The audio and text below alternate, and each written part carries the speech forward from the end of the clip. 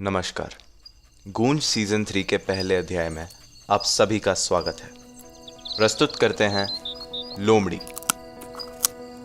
मुझे अपने आंगन में खड़े हुए बस 10 मिनट ही हुए थे कि बाढ़ के उस पार राघव जोशी का चमकता हुआ सर अचानक से उभरा। ये कोई नई बात नहीं थी। काफ़ी कम चीज़ें हैं मेरे आस पड़ोस में जो राघव जोशी और उसकी बीवी अनीता के नाक के नीचे से निकल जाती हैं। उन्हें बस चुगलखोर पड़ोसी कहना नाइंसाफ़ी होगी। धूर्त, बेअकल, कंजूस और बच्चों जैसे दूसरों की जिंदगी में दखल देना तो मानो उनका धर्म है। हर बार की तरह इस बार भी जोशी अपनी नाक घुसाकर मुझसे बात करने लगा। मुझे लगा ही था मैंने किसी कुत्ते को घुर्राते हुए सुना। ये मत कहना कि शहनाज ने तुझे एक कुत्ता खरीदने दिया। ठीक है, नहीं कहूँगा। वो कुत्ता तुम्हारा है? मेरा नहीं, गुप्ता का है। 4 बंगलों आगे वाले गुप्ता का रॉटवाइलर है। चलो, अच्छी बात है। तुम्हारा नहीं है। मुझे और अनीता को तो कुत्ते बिल्कुल पसंद नहीं, स्पेशली बड़े वाले। बस ज़मीन खोदकर भौंकना आता है, ऊपर से घर गंदा। गोल्डी ज़्यादा नहीं भौंकता। गोल्डी? तुझे नाम कैसे पता है? तूने नोटिस नहीं किया? उसके कॉलर पे लिखा है। ओह, काफ़ी बचकाना नाम है। पर ये तेरे आंगन में क्या कर रहा है? बस यूं ही घूमने आया है। वो घर के पीछे की तरफ फेंस का एक बोर्ड टूटा है ना, अभी तक ठीक नहीं किया। वो चबा क्या रहा है? देखने में तो हड्डी लग रही है। हाँ, हड्डी हड्डी। बहुत बड़ी नहीं है? किसी कुत्ते को इतनी बड़ी हड्डी के साथ तो नहीं देखा मैंने। वो खुद ले आया? नहीं, मैंने दी है उसे। तूने? इतनी बड़ी हड्डी मिली कहाँ से भाई तुझे? हमारे फ्रीजर से। फ्रीजर से? ये सुनते ही राघव जोशी की शक्ल एक सोचते हुए गधे की जैसी बन गई थी। उसे लगता था कि वो काफ़ी गहरा विचार करता है। अंग्रेजी में कहूँ तो डीप थिंकर। उसकी बीवी को भी खुद के बारे में यही लगता था। खुद को लेखक मानते थे। दोनों घर से ही काम करते थे ताकि अपने असली पैशन को जी सकें, जो था दूसरों की जिंदगी में नाक डालना। थोड़ा और सोचने पर जोशी फिर चालू हो गया। तो वो छोटे डब्बे और पैकेट भी वहीं से आए थे क्या तेरे कचरे में? राघव, अब तो मैं भी थोड़ा हिल चुका हूँ। अब तू दूसरों के कचरे में भी नाक डालने लग गया है। नहीं, बस मैं जब अपना कचरा बाहर रख रहा था तब वो गली के कुत्ते तेरे कचरे से एक पैकेट खींच कर निकाल रहे थे, तो मैंने उन्हें भगाया और पैकेट वापस कचरे के कैन में डाल दिया। बस तभी दिख गए बाकी के पैकेट और डब्बे। वाह भाई राघव, वाह। ये वाला तो सच में नया था। तुझे सच में लेखक बनना चाहिए। सच था और कुछ नहीं। तो हड्डी छोड़कर बाकी का मांस क्यों फेंक दिया? सड़ गया था। काफ़ी महीनों से फ्रीज़र में ही पड़ा था। तुझे तो पता ही होगा कि पूरे मोहल्ले के फ्रीज़र में क्या रखा है। जोशी की शक्ल फिर वही सोचते हुए गधे जैसी दिखने लगी। उसकी दिमागी मजदूरी देखने की जगह मैंने ऊपर आसमान में देखा। शाम तो बढ़िया थी, बस थोड़ी सी ठंड। बाहर बैठकर कोई किताब पढ़ने वाला मौसम था, लेकिन पहले इस गधे से पीछा छुड़ाना था। कल रात तुम्हारे घर से बहुत आवाज़ आ रही थी। फ्रीज़र साफ करते समय तो इतनी आवाज़ नहीं होती है, वो भी काफ़ी लेट, 11 बजे के बाद। सुनने में तो ड्रिल लग रहा था। ड्रिल ही था। मैं हमारे स्टडी रूम का काम कर रहा था। कैसा काम? मेरा काम? सीक्रेट। तुम्हारे पर्दे भी खुले नहीं थे। इनफैक्ट काफ़ी दिनों से देख रहा हूँ तुम्हारे पर्दे खुले ही नहीं हैं। तेरे लिए काफ़ी दुख की बात होगी ना, दूरबीन से झांक नहीं पाया। तुझे लगता है मैं दूरबीन से दूसरों के घरों में झांकता हूँ? लगता नहीं, पता है। मैंने देखा है तुझे यूज़ करते हुए। पर इतनी रात को ड्रिल कौन यूज़ करता है? मैं और अनीता तो सो ही नहीं पाए। शहनाज भी नहीं सो पाई होगी। ऐसा तो नहीं लगता। क्यों? ऐसा क्यों? शहनाज यहाँ थी ही नहीं। वो यहाँ नहीं थी मतलब? हाँ, वो आज भी यहाँ नहीं है। इसीलिए तो गोल्डी आंगन में घुस पाया और इसे हड्डी भी दे दी मैंने। कहाँ है शहनाज? कहाँ गई? दूर। दूर? कहाँ? कब? 2 दिन पहले एक ट्रिप पर गई है। क्या बोल रहा है? मैं और अनीता दोनों पिछले 4 दिनों से घर पर ही हैं। हमने तो तुम्हारे घर में से किसी को निकलते हुए नहीं देखा। मुझे पता है तुझे हर चीज पता होती है पड़ोस की, पर कभी कभी तेरे नाक के नीचे से भी कुछ चीजें निकल जाती हैं। अब कोई प्रॉब्लम ना हो तो मैं अंदर जाऊं, बहुत काम है मुझे।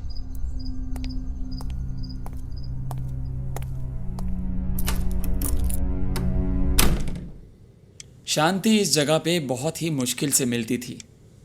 जब भी मौका मिले मैं ले लेता था। मैं हमारे कमरे में जाकर कुछ कपड़े एक पॉलिथीन बैग में डालने लगा। तभी घर का टेलीफोन बजा।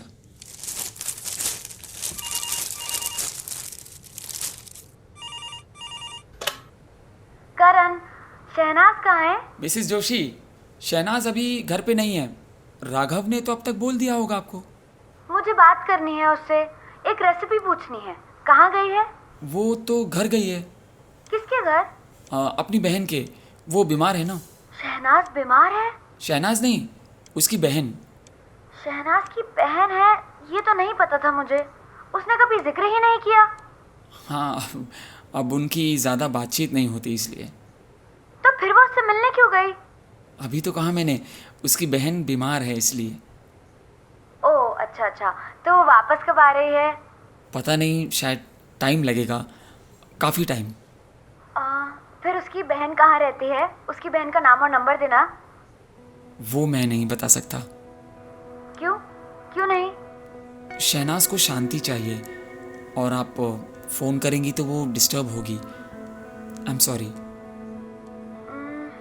करण, मैं और राघव बस थोड़े चिंता में हैं शहनाज के बारे में। शहनाज के बारे में क्यों? मतलब अब पिछले कुछ दिनों से काफी अजीब चीजें हो रही हैं, इसीलिए। क्या अजीब चीज़ें? तुम्हें पता है, देखो मतलब हमारी गलती नहीं है कि सब कुछ ठीक है मिसेस जोशी, थैंक यू।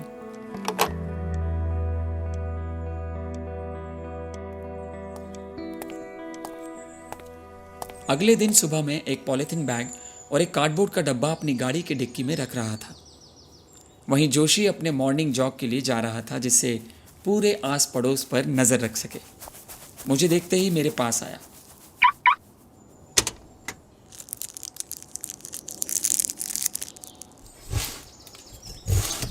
ये सब क्या है करण? घर छोड़कर जा रहा है क्या? नहीं नहीं, बस कपड़े हैं, पास में डोनेशन ड्राइव है, बस वहीं देने जा रहा हूँ। तेरे इतने कपड़े हैं? सारे मेरे नहीं हैं, ज़्यादातर शहनाज के। शहनाज के? शहनाज के क्यों? उसके कपड़े क्यों दे रहा है? क्योंकि ये पुराने हो गए हैं और अब इसकी कोई ज़रूरत नहीं। ज़रूरत नहीं? मतलब ज़रूरत नहीं। अब आज्ञा हो तो मैं जाऊं?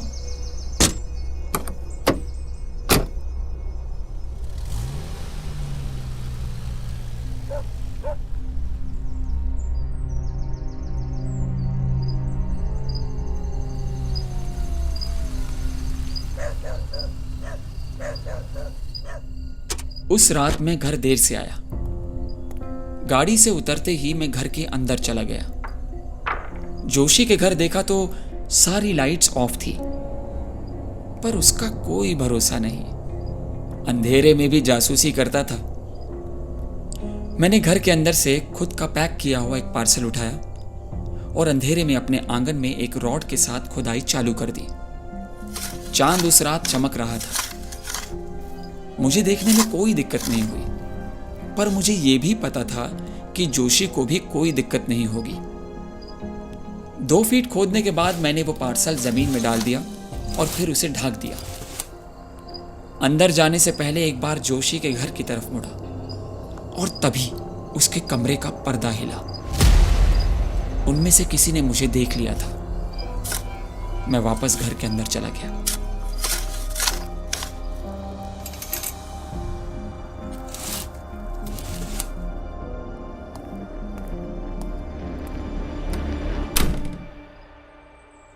अगली सुबह दोनों जोशी मुझसे नहीं मिले और ऐसी शांत सुबह बहुत कम ही मिलती थी। मैं शाम 6 बजे अपने दरवाजे के बाहर बरामदे में किताब पढ़ रहा था और तभी अनीता घर के सामने खड़ी हो गई।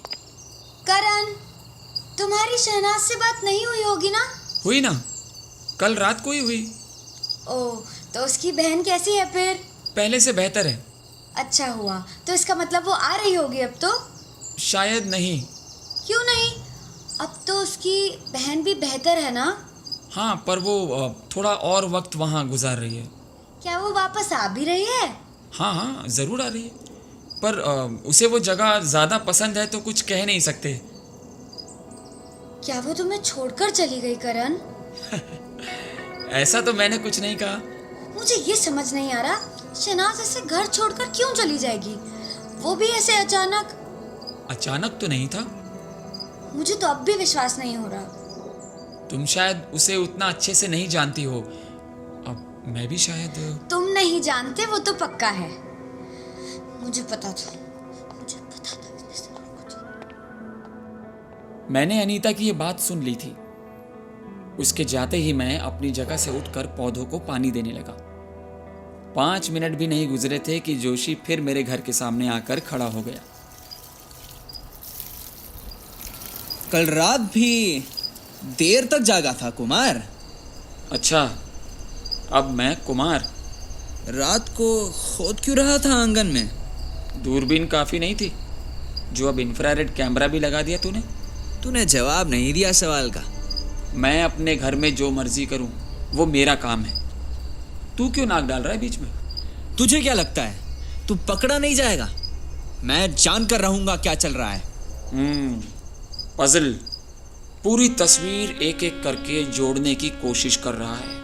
ऐसी तस्वीर जो अपने असली रूप में हो। कितनी पॉसिबिलिटी होगी पता है?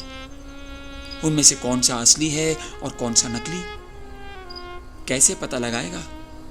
ये तू क्या बोल रहा है? कुछ समझा नहीं। कुछ नहीं, समझ ना ही आए तो बेहतर है। और ये सफेद निशान क्या है तेरे हाथ पे? कल रात को अपने स्टडी रूम की पेंटिंग कर रहा था तो लग गया। पेंटिंग? क्यों? पिछली बार जब मैं आया था तब तो सब ठीक था।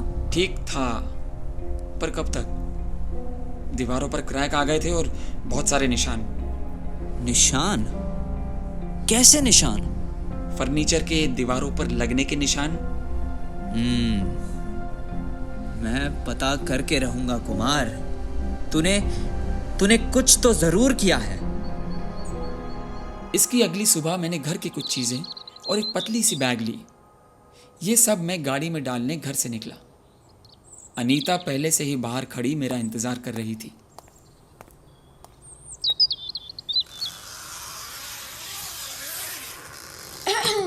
बाकी सब चीजें भी फेंक रहे हो शहनाज की? बिल्कुल सही, फेंक नहीं रहा, उसी डोनेशन ड्राइव में देने जा रहा हूँ। फिर तो सारी चीजें शहनाज की ही होगी। वापस नहीं आ रही है ना वो? वापस आएगी, पर बाद में। मुझे नहीं लगता वो अपनी बहन के घर गई है। मुझे ये भी नहीं लगता कि उसकी कोई बहन है। मैं तो कहती हूँ कि वो कभी घर से निकले ही नहीं। मैं तो कहती हूँ कि तुमने ही उसके साथ कुछ किया है। क्या किया है मिसेस जोशी? वो जो मैं कह भी नहीं सकती। तुम बच नहीं सकते करण। राघव ने भी कल शाम यही कहा था। इसके बाद मैंने दोनों पॉलीथीन के पैकेट अपनी गाड़ी की डिक्की में रख दिए। फिर मैंने अपना पतला बैग रखने के लिए उठाया, पर अनीता को वो बैग देखकर अजीब लगा। ये बैग के अंदर क्या है? और ये बैग गोल क्यों लग रहा है? हाँ, मैंने अपनी पुरानी बास्केटबॉल इसमें डाली है। सोच रहा हूँ पास के स्कूल में दे दूँ। बैग के दूसरी तरफ वो निशान क्या है? ये बैग गीला क्यों लग रहा है? तुम्हें नहीं लगता तुम्हारी आंखें तुम्हें धोखा दे रही है अनीता? मैंने बैग ऊपर उठाया और गाड़ी की डिक्की में फेंक दिया। अनीता वो देखकर चौंक गई। जिस तरह तुमने ये बैग फेंका, अगर तुम्हारे बैग में सच्ची बॉल होती तो बैग थोड़ी सी उछलती। पर क्या? पर बैग नहीं उछली। बैग नहीं उछली। अब मैं बैग में ऐसा क्या डालूंगा अनीता कि बैग ना उछले? राघव! ये सुनते ही अनीता का चेहरा सूख गया मानो। वो दौड़ते हुए अपने घर के अंदर चली गई। उसी दिन शाम को 7 बजे मेरे घर की घंटी बजी। मेरे घर के दरवाजे पर एक पुलिस ऑफिसर खड़ा था।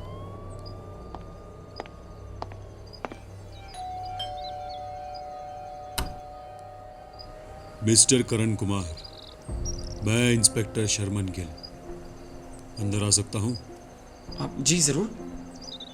हमें रिपोर्ट मिली है कि आपकी बीवी काफी दिनों से लापता है और आपका कोई हाथ है इसमें? मिस्टर एंड मिसेस जोशी, उन्होंने ही बुलाया होगा आपको। जब से शहनाज शहर से बाहर गई है तब से इन दोनों ने मेरा जीना हराम कर दिया है। आपकी बीवी कहाँ है मिस्टर कुमार? वो अपनी बहन से मिलने गई है। एक्चुअली उसकी बहन बीमार थी, पर अब बेहतर है और शहनाज भी कुछ दिनों में आ जाएगी। मिसेस जोशी किसी बैग की बात कर रही थी, कह रही थी बैग गीला था और कोई गोल चीज भरी थी अंदर। आपने उनसे कहा कि उसमें आपकी पुरानी बास्केटबॉल थी। हाँ, बास्केटबॉल ही थी, पास के स्कूल में डोनेट की है। और बैग गीला नहीं था, बस एक तरफ से निशान था। मिसेस जोशी की सोच तो अनोखी है ना, उन्होंने वही देखा जो उन्हें देखना था। अच्छा, अगर आपको कोई प्रॉब्लम ना हो तो एक बार पूरा घर देख सकता हूँ? जी ज़रूर। मेरे पास छुपाने के लिए कुछ भी नहीं है। मैंने इंस्पेक्टर शर्मन गिल को पूरा घर दिखाया, नीचे से लेकर ऊपर तक। उसने स्टडी रूम की पेंटिंग भी देखी और मेरे ड्रिल और हथौड़े भी। कुछ देर अंदर घूमने के बाद मैं उसे आंगन में ले आया। उसी के सामने मैंने गड्ढे में छुपाए हुए पार्सल को खोद कर बाहर निकाला। पार्सल में बस एक घोड़े की मूर्ति थी। मैंने कहा कि यह मूर्ति मुझे पसंद नहीं थी, इसलिए छुपाकर शहनाज को बोलने वाला था कि गुम गई, और अगर शहनाज ज्यादा गुस्सा हो भी जाती तो जल्दी से बाहर निकालकर घर में रख देता। वो खुश लग रहा था। जाते समय उसने मुझसे शहनाज की बहन का नंबर और पता मांगा, जो मैंने साफ साफ दे दिया। बस ये कहा कि शहनाज और उसकी बहन को डिस्टर्ब ना करें। इंस्पेक्टर ने हाँ में हाँ मिलाई और वो चला गया। पर मुझे पता था कि जोशी पुलिस की बातों से भी नहीं मानेगा। जब तक उन्हें शहनाज नहीं दिख जाती तब तक वो शांत नहीं होंगे। अगले दिन मैं शहनाज को पिकअप करने एयरपोर्ट चला गया। ठीक 3 बजे शहनाज अराइवल गेट 3 पर खड़ी थी। मेरी गाड़ी देखते ही मुस्कुराई और जल्दी से मेरी गाड़ी में आकर बैठ गई।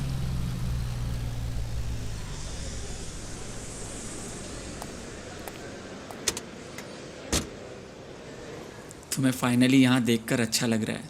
मुझे भी, पर झूठ मत कहना। तुम तो चाहते थे मैं वहीं पर रुक जाऊं। बिल्कुल झूठ। पर अब बहन बहुत बेहतर हो गई है। अगले महीने शायद यहाँ भी आ जाए। अभी ठीक हुई और अगले महीने आ भी जाएगी।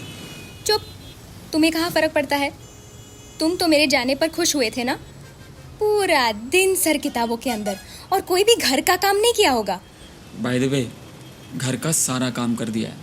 ड्रिलिंग का काम हो गया, स्टडी रूम का एक रात में। पेंटिंग का काम, चारों दीवार, फ्रीजर साफ कर दिया। पूरा का पूरा, और फ्रिज भी। अच्छा, और पुराने कपड़े और वो घटिया सी बॉल डोनेट कर दी। जी मैडम। और इस बार एनिवर्सरी पे कुछ स्पेशल कर रहे हो या पिछली बार की तरह भूलने का इरादा है? इस बार बिल्कुल नहीं भूलूंगा। और हाँ, एक सरप्राइज है।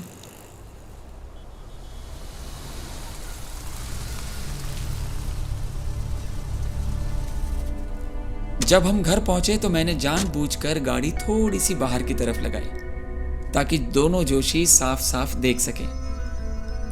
दोनों अपने घर के सामने बैठे चाय पी रहे थे। जैसे ही शहनाज गाड़ी से निकली तो दोनों खड़े हो गए और मुंह खोलकर देखने लगे। दोनों के चेहरे का रंग उड़ गया था। मैंने उनकी तरफ हंसते हुए हाथ दिखाया। ये देखकर वो सीधा घर के अंदर चले गए और दरवाजा जोर से बंद कर दिया। रात के बर्तन धोने के बाद मैं आंगन में कुर्सी पर बैठकर आसमान देख रहा था। मैंने घूमकर जोशी के घर की तरफ देखा तो उसके सारे पर्दे बंद थे। अब 1-2 हफ्ते की शांति पक्की थी और कोई हर वक्त अपनी नाक मेरे घर में नहीं घुसाएगा, ये भी पता था। ये सोचते हुए मेरे चेहरे पर हंसी आ गई। तभी शहनाज भी बाहर आंगन में आई। इतने खुश क्यों लग रहे हो? चेहरे पर ये हंसी। बस ऐसे ही सोच रहा था, ये दुनिया भी कितनी अजीब है ना। किसी को पता ही नहीं है कि सच क्या है। सब अपने टुकड़े जोड़ने में लगे हैं। कितनी पॉसिबिलिटीज हैं पता है। सबके सच उनके लिए सच है, पर किसी को कैसे पता चलेगा सच है क्या, या कुछ सच है भी कि नहीं। मुझे कभी कभी समझ ही नहीं आता, मैंने तुमसे शादी ही क्यों की? ये कैसी बातें करते रहते हो? मुझसे शादी करना भी लाखों में से एक पॉसिबिलिटी थी, समझ रही हो। ये कहते कहते गोल्डी फिर हमारे आंगन में घुस आया। करण! अरे कोई बात नहीं, कुछ नहीं करेगा, नहीं काटता वो। ये घुसा कहाँ से? वो घर के पीछे की तरफ वो फेंस जो है वो टूटा है ना, वहीं से आया। टूटा है? तो जाओ ठीक करो। ये क्या बात हुई? इतना बड़ा कुत्ता ऐसे घुसाया हमारे आंगन में।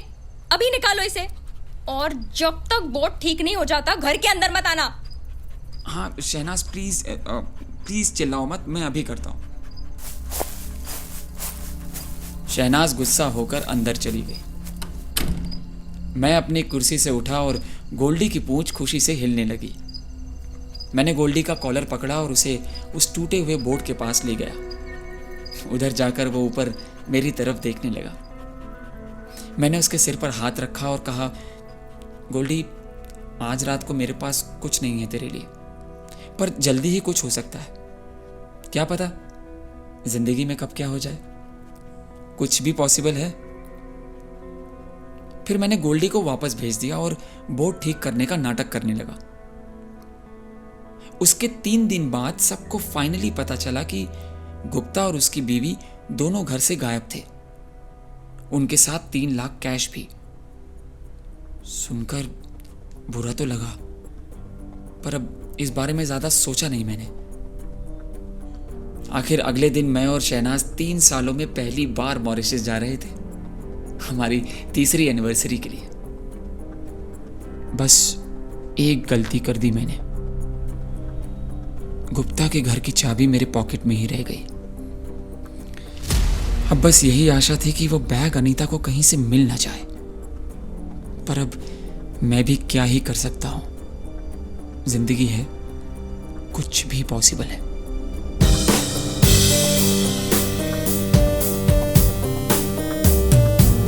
इस प्ले के राइटर और डायरेक्टर हैं Kanishk Pal. Voice actors Anil Charanjeet, Divyansh Jain, Jasmine Grover, Sai Godbole और आदित्य शास्त्री। सीजन प्रोड्यूसर अरमान कौल और Sneha Agarwal. Sound designer Himansh Malviya. Marketing team Videshi Adige, Priyanshi Sawani, Tirtha Nair और वंदना रोहन। पोस्टर डिजाइनर रोहितेंद्र चैटर्जी और Abhishek Banerjee. Art coordinator Mahak Gursahani. Music by Kanishk Pal. सुनते रहिए गूंज।